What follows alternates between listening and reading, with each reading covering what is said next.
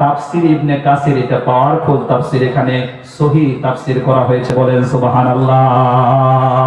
আমার বন্ধুগণ, আল্লামা ইবনে কাসির রাহমাতুল্লাহ আলাইহি তিনি লিখেছেন, যেহেতু কি আল্লাহ পাক বলেছেন প্রথমে মেয়ে সন্তান দিয়ে সংসার শুরুর কথা, প্রথমে আল্লাহ পাক বলেছেন মেয়ে সন্তান দেন, ছেলে সন্তান দেন, মেয়েও দেন ছেলেও দেন, তারপরে আল্লাহ কাউকে কিছুই দেয় না, এই ক্ষমতা আল্লাহর। আল্লাহ যেহেতু কি মেয়ে সন্তানের কথা আগে বলেছেন, এই জন্য যার সংসার মেয়ে দিয়ে শুরু হবে আল্লাহ পাক ওই বাড়িতে রহমত এবং বরকত নাজিল করেন, সুবহানাল্লাহ, লিল্লাহি তাকবীর। আর মেয়ে সন্তান হবার পরে আপনি রাগ করতেছেন, আল্লাহ পাক আপনাকে হেদায়েত দান করুন, বলুন আমিন। আমার ভাইরা, এখানে একটা তথ্য শুনিয়ে দেই, হয়তো ওয়াজ শুনেছেন অনেক, তবে এই ওয়াজ স্বাভাবিকভাবে আপনি শুনেন নাই। এটা তাফসীর ইবনে কাসির থেকেই বলছি, দলিল সহ কথাগুলো বলতেছি, যাতে করে রেকর্ড হচ্ছে, আমার কথাগুলো রেকর্ড হচ্ছে, দলিল ছাড়া হলে সমস্যা দাঁড়াবে। সেহেতু পবিত্র কোরআন যখন আপনি স্টাডি করবেন, 13 নম্বর পারা সূরা ইব্রাহিম 52টি আয়াত আপনি এখানে পাবেন। 48 নম্বর আয়াত আল্লাহ পাক বলেন, ইয়াউমা তুবাদদালুল আরদু গায়রাল আরদি ওয়াস সামাওয়াতু ওয়া বারাযু লিল্লাহিল ওয়াহিদিল কাহ্হার। আল্লাহ রাব্বুল আলামিন কিয়ামতের কথা বলতেছেন, কিয়ামত যখন সংগঠিত হয়ে যাবে তখন এই জমিনটা আর জমিন থাকবে না, অন্য জমিন হয়ে যাবে, আকাশটা এই আকাশ থাকবে না, অন্য আকাশ হয়ে যাবে। অর্থাৎ কিয়ামতের দিবসের কথা আল্লাহ পাক এখানে শোনাচ্ছেন, এত কঠিন দিবস হয়ে যাবে, জমিনটা তামা হয়ে যাবে। আমার বন্ধুগণ, আকাশটা একেবারে নিকট চলে আসবে, সূর্য এত তাপ দিতে থাকবে, মানুষের গুনাহগার ব্যক্তি মাথার মগজগুলো চান্দিগুলো পেটে পেটে মগজগুলো নাক কান দিয়ে পড়তে থাকবে। নবী করিম সাল্লাল্লাহু আলাইহি ওয়াসাল্লাম বলেন, সেই দিন গুনাহগার ব্যক্তি যে পরিমাণে গুনাহ করবে ততটা ঘামের মধ্যে সে হাবুডাবু খেতে থাকবে, বড় কঠিন দিবস সম্মুখীন হয়ে যাবে। আমার বন্ধুগণ, এই আয়াতের তাফসীর আল্লাহ রাসূল করেছেন, এমন সময়ের ভিতরে আল্লামা ইবনে কাসির রাহমাতুল্লাহ আলাইহি এই তাফসীরটা করতে গিয়ে রাসূল করিম সাল্লাল্লাহু আলাইহি ওয়াসাল্লামের একটি হাদিস বর্ণনা করেন। আল্লাহ রাসূল সাল্লাল্লাহু আলাইহি ওয়াসাল্লামকে এক ইহুদি পণ্ডিত এসে, ইহুদি ধর্মের আলিম এসে, পণ্ডিত এসে রাসূল সাল্লাল্লাহু আলাইহি ওয়াসাল্লামকে কয়েকটা প্রশ্ন করেছিলেন। শোনাবো ভাই, এখানে আমাদের হেদায়েত আছে। একটু আগে আসতে যেভাবে বলছি, এখন আগে আসতে বললে 3 জন যদি ওঠে, 2 জন পালা দাঁড়ে, একজন এসে বসবে, যে কায়দায় আছে থাকতে দেন। যেখানে আছেন ওই অবস্থায় থাকেন, আপনি জায়গাটা গরম করেছেন ওখানেই থাকেন, উঠতে হবে না, শুধু বসে থাকেন, পালাবেন না, মাহফিলের ভিতরে থাকেন। আমি আপনাদের সময় কি লস করতেছি ভাই? খুব ইম্পর্টেন্ট কথাগুলো বলতেছি। দুঃখের বিষয় হচ্ছে এটাই, আপনারা আমাকে উঠাতে একটু দেরি করেছেন। তো শুনুন বন্ধুগণ, ওই ইহুদি এসে নবীজিকে প্রশ্ন করলেন, পাশে বসা রয়েছে আল্লাহ রাসূল সাল্লাল্লাহু আলাইহি ওয়াসাল্লামের কৃতদাস তিনি ছিলেন হযরত সৌবান রাদিয়াল্লাহু তাআলা আনহু। পরবর্তীতে আল্লাহ রাসূল সাল্লাল্লাহু আলাইহি ওয়াসাল্লাম তাকে আযাদ করে দিয়েছিলেন। নবীজির কাছে এসে আসসালামু আলাইকুম ইয়া রাসূলুল্লাহ বলার দরকার, সে বলল আসসালামু আলাইকুম, আল্লাহ আপনার উপরে শান্তি তো বর্ষিত করুন, শান্তি বর্ষণ করুন। হে মুহাম্মদ ইবনে আব্দুল্লাহ এই কথা বলল, যে হে মুহাম্মদ ইবনে আব্দুল্লাহ, ইয়া রাসূলুল্লাহ সে বলল না, হে নবী আপনি আল্লাহ রাসূল, রাসূলুল্লাহ সে লোকটা বলল না। হযরত সৌবান রাদিয়াল্লাহু আনহু বলেন, এই কথা যখন লোকটা বলল, মুহাম্মদ ইবনে আব্দুল্লাহ যখন বলল, আমি এত রাগান্বিত হয়ে গেলাম, তাকে একটা ধাক্কা মেরে দিলাম, মনে হচ্ছিল যে সে যেন পড়েই যাবে। তখন লোকটা জিজ্ঞাসা করলো, হে আল্লাহর বান্দা, হে ব্যক্তি তুমি আমাকে ধাক্কা মারলে কেন? তখন বলল, ধাক্কা কেন মারবো না, ইনাকে আল্লাহ রাব্বুল আলামিনের পক্ষ থেকে কোরআনে কারীম যখন আপনি স্টাডি করবেন, এই যে একটা অধ্যায় আছে, সাবজেক্ট আছে, আপনারা নিচুতে বসে আছেন, আমরা উঁচুতে আছি, কোরআনে কারীমের 8 নাম্বার পারার, এটা হচ্ছে 2 নম্বর সূরা, সূরা আরাফ। উঁচু স্থান অথবা জান্নাত জাহান্নামের মাঝখানে একটা জায়গা আছে আরাফ। 206টা আয়াত আছে এই সূরাটার ভিতরে। আল্লাহু আকবার। এখানে আপনি পেয়ে যাবেন 58 নম্বর আয়াত, আল্লাহ পাক বলেন, قل يا أيها الناس إني رسول الله إليكم جميعا হে নবী আপনি ঘোষণা করুন গোটা বিশ্বের মানব মণ্ডলীকে আমি আল্লাহর পক্ষ থেকে শুনিয়ে দেন আমি আল্লাহ পাক আপনাকে আমার পক্ষ থেকে সকলের জন্য নবী বলে পাঠিয়েছি রাসূল হিসেবে প্রেরণ করেছি সুবহানাল্লাহ আল্লাহ রাসূলকে শুধু মুমিনদের নবী তেমন না গোটা বিশ্বের সমস্ত মানব মণ্ডলীর নবী হচ্ছেন বিশ্ব নবী হযরতে মুহাম্মদুর রাসূলুল্লাহ সাল্লাল্লাহু আলাইহি ওয়াসাল্লাম আকাশের তারাগুলি ঝিলিমিলি জ্বলছে আকাশের তারাগুলি ঝিলিমিলি জ্বলছে ডালে ডালে ফুল গলি সৌরভে ধুলছে রাসূল এসেছে হাবিব এসেছে রাসূল এসেছে হাবিব এসেছে আরব দেশে কাবারি পাশে আরব দেশে কাবারি পাশে মানবের সেরা মানবে এসেছে আমিনার কোলে চন্দ্র ধোলে পাখিরা তালে তালে গান ধরেছে রাসূল এসেছে হাবিব এসেছে রাসূল এসেছে হাবিব এসেছে ধন্য ধন্য হয়েছে ধন্য রাসূলকে যে ভালোবেসেছে দোজখ হারাম হারাম হারাম জান্নাতে তার নাম লিখেছে প্রেমের হরষে হুজুর এসেছে রাসূল এসেছে হাবিব এসেছে কথা বলুন ঠিক কিনা তিনি সমস্ত নবীদের নবী মানব কুলের নবী জিন কুলের নবী তখন বলল কেন তাকে নবী বলে উল্লেখ করলি না ডাক দিলেন না এজন্যই আমি তোকে ধাক্কা মেরেছি আল্লাহ রাসূল বললেন ওকে ছেড়ে দাও তখন নবীজির দিকে তাকিয়া এই ইহুদি পণ্ডিত যে নাকি তওরাতের আলিম ছিল ইনজিলের আলিম ছিল জবুরের আলিম ছিল এই লোকটা আল্লাহ রাসূলকে লক্ষ্য করে কয়েকটা প্রশ্ন করলো আপনারা খুব খেয়াল করবেন আর এখানে আমাদের জন্য হেদায়েত আছে আল্লাহ রাসূল সাল্লাল্লাহু আলাইহি ওয়াসাল্লামের বাণী হচ্ছে আমাদের হেদায়েত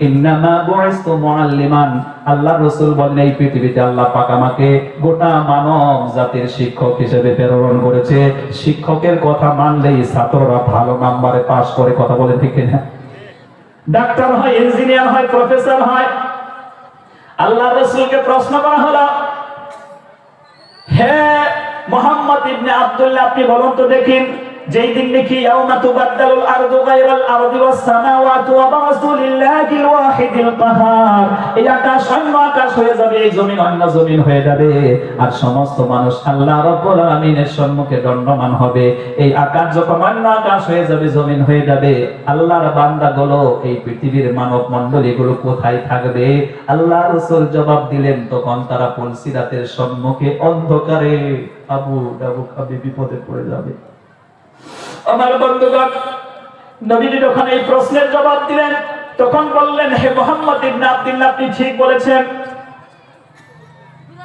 এবার আপনি বলুন সর্বপ্রথম ওই পুলসিরাতটা কারা পার হবে নবীজি এবার জবাব দিলেন ওই পুলসিরাত যারা সর্বপ্রথম পার হবে তারা হলো মুহাজির গরীব মুহাজির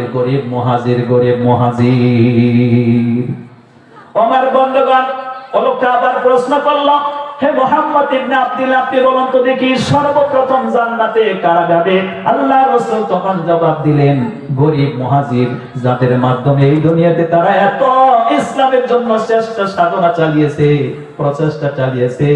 আজকে এই যুবক ভাইদের আমার অন্তঃকরণ থেকে দোয়া এসেই যায়, এত বিশাল করে কোরআনের মাহফিল তারা সাজিয়ে আল্লাহর কোরআনের প্রচারের জন্য অনেক চেষ্টা সাধনা করেছে। কথা বলুন ঠিক কিনা?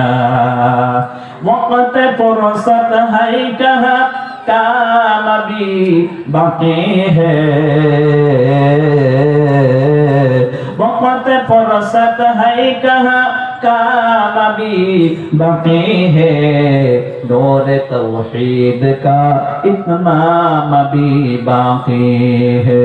মুসলমানের হাতে ফুরসত সময় নেই, এমনি এমনি সময়কে লস করে দেবে, নষ্ট করে দেবে, এমনিতেই সময় কাটিয়ে দেবে। মুসলমানদের হাতে এমন সময় নেই।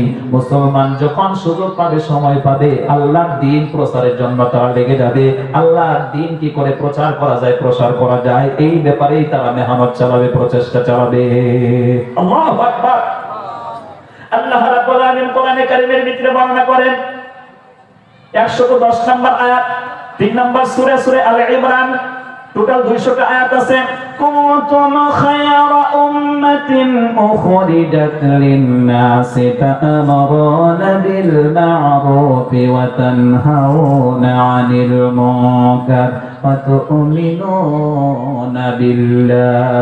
আল্লাহ পাক বলেন, তোমরাই হচ্ছে শ্রেষ্ঠ জাতি, তোমাদেরকে এই পৃথিবীতে প্রেরণ করা হয়েছে নিজেরা ভালো কাজ করবে, অন্যকে ভালো কাজের আহ্বান দেবে, নিজেরা আল্লাহর নাফরমানি থেকে বেঁচে থাকবে, অপরকে নাফরমানি কাজ থেকে বেঁচে থাকার আহ্বান দেবে, লোকেদের কল্যাণের জন্য আল্লাহ পাক আমাদেরকে সৃষ্টি করেছেন। আল্লাহু আকবার। আমার ভাইরা, সেই গরিব মুহাজিররা সর্বপ্রথম জান্নাতে যাবে। তারা আল্লাহর দ্বীন প্রচার করতে গিয়ে দুনিয়ার নাজ নিয়ামত তারা ভোগ করতে পারে নাই। মনের ভিতরে আশা ছিল বড় একটা বিল্ডিং এ থাকবো, সেটা পাও হয়নি। দুনিয়ার মনে আশা ছিল আহারে সুন্দরতম পার্কের মধ্যে আমি ঘোরাফেরা করব, ওটাও হয়নি। এই ধরনের মনের আশাগুলো মনের ভিতরে থেকে গেছে, সেটা পূরণ করতে পারে নাই। আল্লাহ রাব্বুল আলামিন সর্বপ্রথম ধনী মানুষ এটা পুরা করেছে, দুনিয়ায় বিল্ডিং এ থেকেছে। কথা বলেন ঠিক কিনা? টাউনের ভিতরে গিয়ে পার্কে ঘুরেছে, দুনিয়াতে তারা মজা নিয়েছে, কিন্তু গরিব যারা মুহাজির ছিল তারা এটা আদায় করতে পারেনি। এই জন্য আল্লাহ রাব্বুল আলামিন ওই কিয়ামত যখন সংঘটিত করবেন হাসরের ময়দানে, 500 বছর আগে তাদেরকে জান্নাতে ঢুকিয়ে তারা নাজ নিয়ামত গুলো আগে থেকেই ভোগ করতে থাকবে। জোরে বলেন আল্লাহু আকবার। ওই মুহাজিররা সর্বপ্রথম জান্নাতে যাবে। এবার প্রশ্ন করা হলো, হে মুহাম্মদ ইবনে আব্দুল্লাহ, আপনি বলুন তো দেখি, ওই জান্নাতে আল্লাহর বান্দা যখন পৌঁছে যাবে, সর্বপ্রথম তাদেরকে কি মেহমানদারি করা হবে, কি খেতে দেওয়া হবে? কোরআনে কারীম যখন আপনি স্টাডি করবেন, ওই যে আমার মায়েরা বসে আছেন, আপন স্ত্রীকে যদি আপনি খুশি করতে চান, একটা কথা আমি আপনাদেরকে বলবো, আপনার বউকে কেমনে আপনি খুশি করবেন বলবো? আর বলেন না কেন? এটা তো বলারই দরকার। আপনি যদি আপনার স্ত্রীকে বেশি খুশি রাখতে চান, তাইলে এই যে বর্তমানে ডিসেম্বরের মাসের প্রথম সপ্তাহ অথবা লাস্ট দিনে, লাস্ট সপ্তাহের ভিতরে একটা স্বর্ণের গয়না যদি আপনি তৈরি করে বিবির সম্মুখে হাজির করে দিতে পারেন, তাহলে বিবি খুশি নেন, ও খুশি? কথা বলে, দারুণ খুশি হয়ে যাবে। মহিলাদের এটা কি যে অভ্যাস, লাগে এক মুঠো খানা খাবে না, কিন্তু স্বর্ণের গয়না পেলে শুধু নাচবে। তাই আল্লাহ রাব্বুল আলামিন কায়দা করে কোরআনে কারীমের ভিতরে 24 নম্বর পারা সূরা যুখরুফ, দা গোল্ড, সোনা দানা নিয়ে একটা সাবজেক্ট আল্লাহ রেখেছেন। 88টি আয়াত আছে, 88 টোটাল আয়াত আছে। এই সূরাটা যখন আপনি পড়বেন, 70 নম্বর আয়াত থেকে একটু শুনেন কি বলেন আল্লাহ। সুবহানাল্লাহ। আল্লাহ রাব্বুল আলামিন বলেন, ادخلوا الجنة أنتم وأزواجكم تحبرون يطاف عليهم بصحاف من ذهب وأكواب وفيها ما تشتهيه الأنفس وتلذ الأعين وأنتم فيها خالدون। আল্লাহ পাক কিয়ামতের দিবসে বলবে, বান্দারে, ওই মুমিন বান্দা, দুনিয়াতে থাকাকালীন আমি আল্লাহকে ভয় করেছিলি, আমি আল্লাহ পাকের হুকুমকে পালন করে ঈমানকে মজবুর করে চলে এসেছিস, আমলে সহি অর্জন করে চলে এসেছিস, বান্দারে আজকে তোকে আর আমি কোনো কষ্ট দেব না। ওই যে আমার জান্নাত দেখতে পাচ্ছিস, ওই জান্নাতে যা, জান্নাতে ঢুকে পড়, শুধু তুই একা যাস না, তোর প্রাণের স্ত্রীকে সাথে নিয়ে জান্নাতে চলে যা। সুবহানাল্লাহ বলে। আল্লাহু আকবার। শুধু আপনি একা যাবেন না, আপনার স্ত্রীর সঙ্গে যখন জান্নাতে পৌঁছে গেলেন, জান্নাতি যাবারের পরেই ফেরেশতারা মেহমানদারি করবে। ওয়ায়াতুফু আলাইহিম ওয়ালদানুম মুখাল্লাদুন ওয়া ইযা রাআইতাহুম হাসিবতাহুম লুলুআম মানসুরা।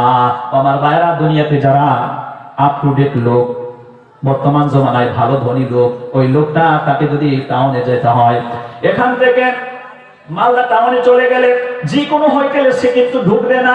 তার কারণ হচ্ছে এই লোকটা স্ট্যান্ডার্ড লোক, আর পরিষ্কার পরিচ্ছন্ন লোক। সব হোটেলের ভিতরে স্ট্যান্ডার্ড কর্মচারী থাকে না, সেলম্যান থাকে না, কথা বলেন ঠিক কিনা? ওই হোটেলটা যত দামি হবে, ওই সেলম্যান কত দামি হবে, আপ টু ডেট হবে, শরীরের মধ্যে সুগন্ধ ব্যবহার করেছে। আমার বন্ধুগণ, তার জামা কাপড় স্ট্যান্ডার্ড, এই জন্য সেই হোটেলে তারা যাবে, নিম্নমানের হোটেলে যায় না, কথা বলেন ঠিক কিনা? আমার বন্ধুগণ, জান্নাতে হোটেলটা কেমন হবে আল্লাহ পাক শুনিয়ে দিয়েছে। ওই জান্নাতে যে কর্মচারী আপনার সম্মুখে খাবার নিয়ে আসবে, ওই থালাটা হবে স্বর্ণের, ওই থালাটা হবে রূপার, ওই গ্লাসটা হবে মণি মুক্তা দিয়ে বানানো। আল্লাহু আকবার। আর ওই মণি মুক্তা দিয়ে বানানো যারা নাকি ওইটা আপনার সম্মুখে পরিবেশন করতে নিয়ে আসবে, ওদের উপমা আল্লাহ দিতে গিয়ে বলেন, তারা হবে চিরকুশোর কিশোর, তারা কখনো বৃদ্ধ হবে না, তারা যুবক বয়সের। আর তারা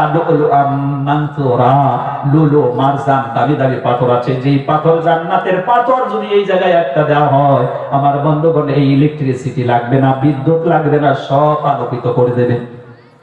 তাও আল্লাহু আকবার বলতে পারলেন না? আল্লাহর কুদরতের কথা শুনলে সুবহানাল্লাহ, আল্লাহু আকবার বলতে হয় আপনার থেকেই। হুজুরে বলবে, তারপরে আপনি বলবেন, নাইলে সব আল্লাহু আকবার আজকে রেডি করে রাখেন, কালকে গিয়ে বলবেন বাড়ি গিয়ে। কষ্ট হচ্ছে আপনাদের? কষ্ট তো হবেই, কষ্টের জন্যই আপনারা আমাকে নিয়ে এসেছেন, কষ্ট করবেন বলে। এবার যে পালাচ্ছেন, আমার ভয় হচ্ছে এক মৌলানা সাহেব ওয়াজ করার অ্যাক্টিং হচ্ছে, মানে উনি চক্ষু বন্ধ করে, যখন ওয়াজ খুব দারুণ হয় তখন উনি চক্ষু বন্ধ করে ওয়াজ শুরু করেন।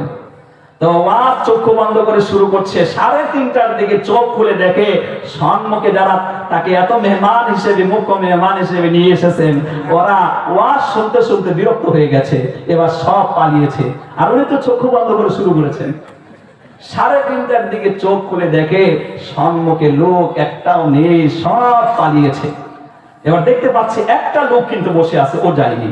তখন মৌলানা সাহেব মনে করলেন, আরে সবাই চলে গেলে তো কি হবে, একজন তো থেকেছেন, কিয়ামতের দিনে আমি তাও বলতে পারবো, বাল্লিগু আনবিয়া ওয়ালাউ আয়া, যে ইসলাম সম্পর্কে একটা কথা জানলে অপরের কাছে পৌঁছিয়ে দাও, এই এক লোককে শোনালাম। তখন জিজ্ঞেস করতে, সবাই যেহেতু পালিয়েছেন, হাই আপনি কি আমার ওয়াজ শুনতেছেন? তখন বললে, মৌলানা সাহেব আপনি আসাম থেকে এসেছেন, এরকম চক্ষু বন্ধ করে সারা রাত আপনি ওয়াজ করবেন, এটা তো আমি আগে জানি না। চক্ষু বন্ধ করে 3:30টা পর্যন্ত আপনি বাজিয়ে দিচ্ছেন, আমি হচ্ছি মাইক ম্যান, মাইক ছাড়েন না বলে আমিও যেতে পারি না, নাইলে কি আর আমি বসে থাকি? তো ওয়াজ একটু লম্বা হয়ে যাচ্ছে, আপনারা দয়া করে, আমি কিন্তু চক্ষু বন্ধ করিনি, ঠিক কিনা? অতএব আপনারা আমাকে ছেড়ে যাবেন না, আমি শেষ করে দিচ্ছি খুবই তাড়াতাড়ি। আমার বন্ধুগণ, ভালো করে লক্ষ্য করুন, আল্লাহ রাসূল সাল্লাল্লাহু আলাইহি ওয়াসাল্লাম বলেছেন, ওই জান্নাতের ভিতরে যখন আপনি পৌঁছে যাবেন, চিরকুশোররা আপনার সম্মুখে খাবার পরিবেশন করবে, এত উন্নত মানের খাবার দেবে বন্ধু। কিতাবের ভিতরে এসেছে, তাফসীরের ভিতরে এসেছে, এই দুনিয়াতে 100 জন পুরুষে যা খাবার খায়, এক বসায় আপনি তা খাবেন, আপনার স্ত্রীতেও অতটা খাবার খাবে। খেতে খেতে পেট একবারে ফুটকা মাছের মতন হয়ে যাবে। 100 জনের খাবার যদি এই দুনিয়াতে একটা লোক খায়, ওরে তো গ্রামের মিনিমাম 50 জন লোক লাগবে ওকে ভরে উঠাতে, কথা কোন ঠিক কিনা? ওর লিভার ফাংশন ফেটে যাবে, গ্যাস ট্রাবল হবে, অল্প টাকা সব ওষুধ খাওয়ালেও গ্যাস ভালো হবে না। কিন্তু জান্নাতের ক্ষেত্রে এমনটা নয় বন্ধুরে, 100 জনের খাবার খেয়ে আপনি শুধু দাঁড়িয়ে একবার একটু ঢেকর দেবেন, আর জান্নাতের ভিতরে আরো একটা জিনিস আপনাকে দেবে, ওয়াসাফাহুম রাব্বুহুম শারাবান তাহারা। জান্নাতি 100 জনের খাবার আপনি খাবারের পরে ফেরেশতারা আপনার সম্মুখে পরিবেশন করবে, শরবত তহুর আপনাকে দান করবে, জান্নাতি শরবত আপনার হাতে দিয়ে দেবে গ্লাসের ভিতরে। ওইটা আপনি একবার যখন পান করবেন আপনার শরীরকে আরো পবিত্র বানিয়ে দেবে। ওই শরবত খাওয়ার সঙ্গে সঙ্গে সব রকম খাবার হজম হয়ে আপনার শরীর থেকে হালকা কাম বেরোবে, পেশাবও করতে হবে না, পায়খানা করতে হবে না, সব হজম ক্লিয়ার। তাও পারলেন না আল্লাহু আকবার বলতে? এটা খেতে চান না ভাই? আলহামদুলিল্লাহ বলেন, এটা আমরা খেতে চাই। কথা বলেন ঠিক কিনা? তো এই জান্নাতে গিয়ে এটা পাওয়া যাবে। আপনি জান্নাতের ট্রেনে উঠতে হবে। তো আপনি বসে আছি জান্নাতে যাওয়ার ট্রেনে বসে নেই, আমরা বসে আছি এখন জাহান্নামে যাওয়ার ট্রেনের টিকিট করে বসে আছি। তো এই খাবার পাবো কি করে? আমার বন্ধুগণ, ইহুদি প্রশ্ন করলো, এখানে কথা বললে 4-5 রাত লেগে যাবে জান্নাতের এবং জাহান্নামের বর্ণনা দিতে গেলে। আমি সিম্পলি আপনাদেরকে শোনাচ্ছি। ইহুদি প্রশ্ন করলো, হে মুহাম্মদ ইবনে আব্দুল্লাহ, আপনি বলুন তো দেখি এই জান্নাতের ভিতরে সর্বপ্রথম কি খেতে দেবে? আল্লাহ রাসূল তখন জবাব শুনিয়ে দিলেন, অধিকাংশ মাছের কলিজাকে ভুনাও করে আল্লাহর বান্দার সম্মুখে পরিবেশন করা হবে সর্বপ্রথম খাবার। আল্লাহু আকবার। দ্বিতীয় নম্বরে গাভী খেতে দেবে। প্রশ্ন করা হলো, হে মুহাম্মদ ইবনে আব্দুল্লাহ, আপনি বলুন তো দেখি দ্বিতীয় নম্বরে কি পরিবেশন করা হবে জান্নাতি ব্যক্তিদের সম্মুখে খাবার? তখন আল্লাহ রাসূল বললেন, তারা জান্নাতের ভিতরে ঘোরাফেরা করতেছে, জান্নাতি বলো জান্নাতি গাভী তাদেরকে খেতে দেবে। এইজন্য পবিত্র কোরআনের দ্বিতীয় নম্বর সূরাটাই হলো সূরা গাভী। কথা কই না কেন? সূরা বাকারাত মানে দা কাউ, হে গাভী। 186টি আয়াত আছে। গাভী সুস্বাদু খাবার। আমার বন্ধুগণ, আমাদের আসামে যখন চলে যাবেন বিজেপি সরকার, বিজেপি তার মানে হচ্ছে ভারতীয় জনতা পার্টি, কিন্তু তাদের কার্যকলাপ, ওদের ওয়ার্কার মেম্বারদের যে কর্মসূচি, সেই কর্মসূচি দেখে আমি একটা নাম দিয়েছি, বলবো কখন না কেন? বিতে মানে হলো বড়, জিতে মানে ঝগড়া, আর পিতে হলো পার্টি, বড় ঝগড়ার। কথা হয় না কেন? বড় ঝগড়ার পার্টি। আমাদের আসামে বিজেপি সরকার এবার আইন নিয়ে এসেছে, গো সুরক্ষা করা। এটা যেখানে সেখানে জবাই করা যাবে না, খাওয়া যাবে না। আমার বন্ধুগণ, এরকম আইন যখন নিয়ে এসেছে, গরুর ব্যবসা করা যাবে না।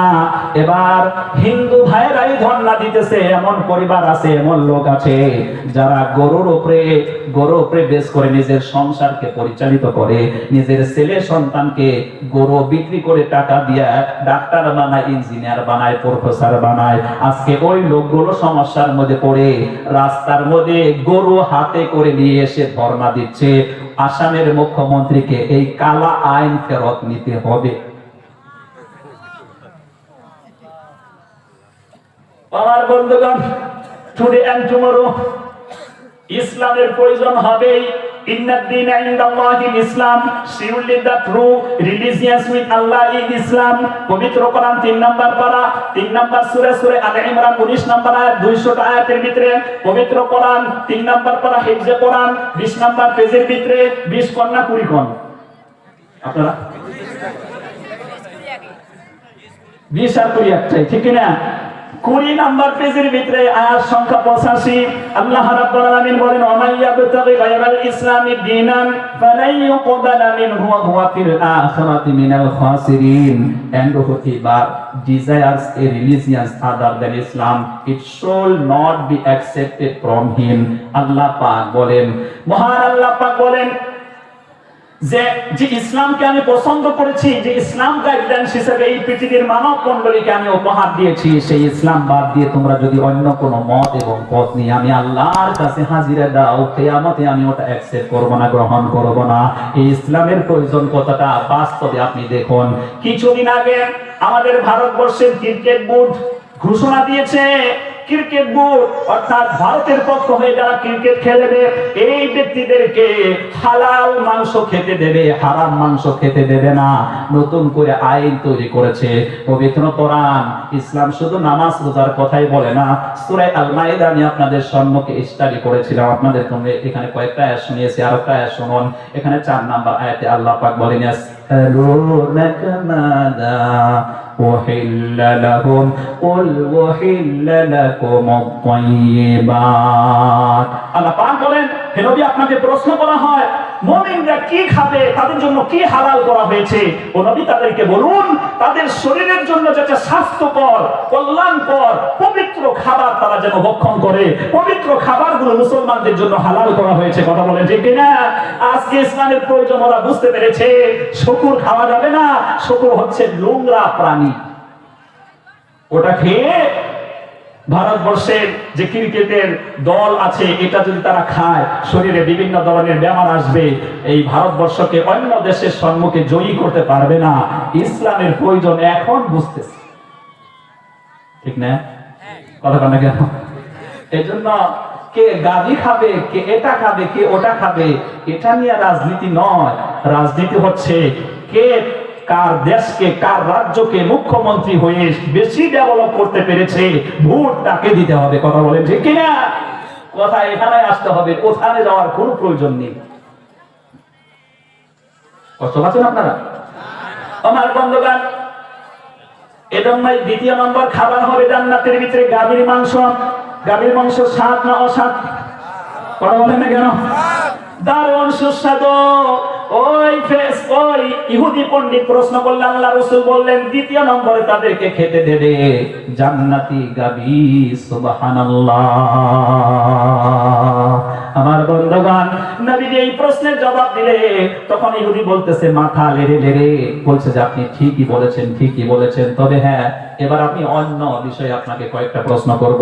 এখন খুব কান লাগায় শুনবেন, এটা খুব ইম্পর্টেন্ট। বিষয়টা হচ্ছে অন্য কোয়ালিটির প্রশ্ন।